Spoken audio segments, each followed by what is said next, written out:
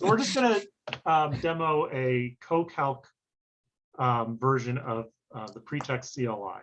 So if you have an account, you could sign in, but you can just go to Run CoCalc Now. That'll create a new instance of CoCalc, creating a new project for you inside CoCalc. Since I'm not paying for CoCalc, this is slow. Okay, don't need that Welcome to CoCalc thing. You can see though that in your files, you have that. This is a Jupyter notebook, it looks like. So we want to create a new terminal. So I'll just go to a new Linux terminal. Okay, now in CoCalc, PreTeXt is already installed. You can check that by doing PreTeXt version. And currently it's 0.4.1 that's installed. If it wasn't installed, or if you're using it on your own computer, you'd have to do pip install PreTeXt book. That's not going to work here because the free version that I have doesn't have internet access through CoCalc. If I want to start a new PreTeXt project from scratch, I can do PreTeXt new. If I just leave it like that, it's going to do a book. You could do new book, or you could do new article. So let's do a new book. And that generated a new book. It's located in new PreTeXt project. I go back to files here. I see I have new PreTeXt project. And that already has a lot of stuff built out for you. It has some sample source files. It has a sample publication file in there. Let's see, go back, here we go. So if we just look here, look at the source, it has a main.ptx file. That's the root of your PreTeXt document. And then it has some other files that are being imported. If we look at main.ptx, has lots of comments provided to help you see what's there. It imports using xi include a file called docinfo that's where you put your tech macros. And then it starts out as a book. The book has an ID called migrate book. You could change it, of course. The title of this is migrate book. Subtitles and example to be modified. And then we're including front matter, a first chapter, an empty chapter, and then some other stuff as well. If I look at, say, what that first chapter looks like, first chapter here. So here, again, the highlighting here makes it a little hard to read, but these are orange are comments. So it starts with a chapter, right? So it's XML, so we have opening and closing chapter tags, and then you have a title, my first chapter, an introduction, and then we're including files that are going to be sections. Okay, so these are the files you would edit to actually do your PreTeXt document. But let's see what we can create with that. So we're going to go back to the terminal. And I want to, well, first of all, I need to go into that project. So I'm going to do cd new PreTeXt project. So now I'm in that folder. You can see if you list the files there, there's the README, a folder for assets, the project.ptx, and so on.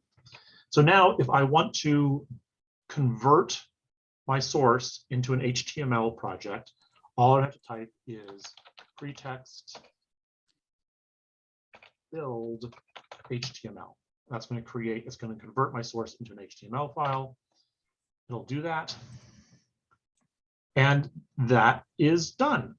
So now if I want to preview it, I could do PreTeXt view HTML.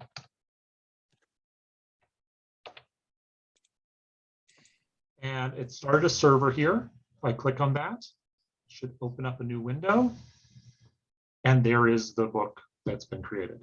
And you can see there's the title, migrate book, an example to be modified. First chapter was my first chapter, introduction to the chapter, and there were the sections. There were a few things that we failed to do. I think if we go into these chapters, I mean, this is all just kind of silly template type stuff. You can see we have all those features, theorem. Exercises are there. Let's see. So there we have an image. Here we have an image that didn't build correctly.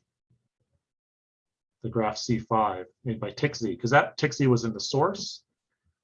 And in order to get that source, so I'm going to stop the server. Actually, if you scroll back up, you see there was actually a warning here. The source has generated images, but they're not being rebuilt. So we have to build with the -D flag.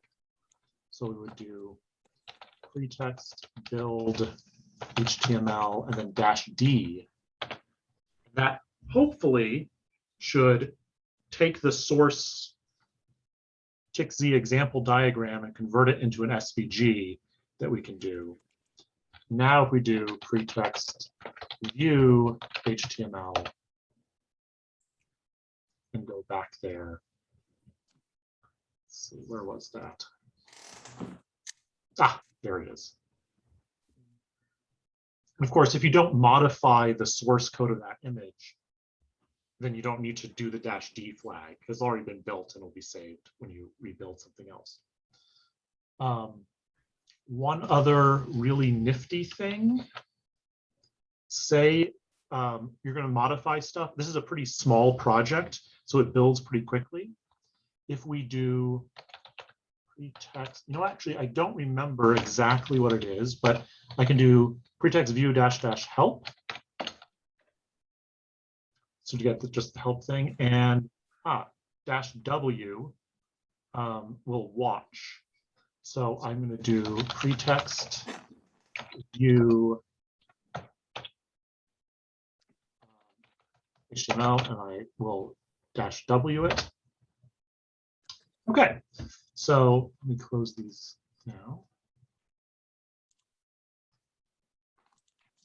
So there we have that file. Now I'm going to go back to my main PTX file. And you know what? I don't think it should be called My Great Book. It's actually the greatest book. I'm going to save that. It actually saves automatically. In the background, it's going to rebuild it. And if I go here and refresh. Oh, so you don't have to compile. It compiles in the background. Now, this would be horrible if you had like a 500-page book, because it turns out the PreTeXt takes a while to compile because it has to go through to all the numbering. So, but when you're just playing around with it, it works pretty well that way. So, using those, let's go back to the terminal. Terminate that. PreTeXt build --help. You can see the different things you can do when you build. If you have web work problems, you use -W, for example. A lot of this, the input and the output path, any string params, that is all controlled by this project.ptx file. So you generally don't have to say where the input is. But if you notice here, this is an XML file. We've been building HTML, which builds the format HTML, and it's using that source/main.ptx file. So if you ever want to change that, you'd go into the project to modify those out.